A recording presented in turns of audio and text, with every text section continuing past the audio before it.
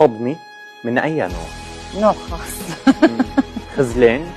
أكيد هو أبشع شيء بالحياة الخذلان. خذلان الصديق أو الحبيب؟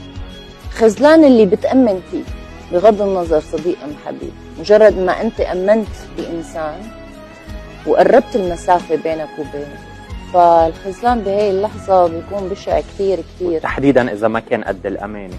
أي. والمشكلة الأكبر إنه كنت دائما ما أفهم ليش أنا الخذلان عم بيألمني هالقد. الدكتور خالد غطاس قال جملة فعلا شو قال؟ جميلة جدا، قال نحن لا نحزن لأنهم خذلونا، ولكننا نحزن لأننا كنا أغبياء. نحن لما بنترك مسافة أمان بيننا وبين الأشخاص بنضلنا بأمان، بس لما بنقرب وبنقرب المسافات بيناتنا، يا نحن بنروح يا بنخليهم يقربوا أكثر. أنت ما فيك تضربني كف هيك من بعيد إلا إذا أنا قربت منك أو سمحت لك تقرب مني. أدوية الاكتئاب لتطلعي من هالحالة؟ شرير. ليه؟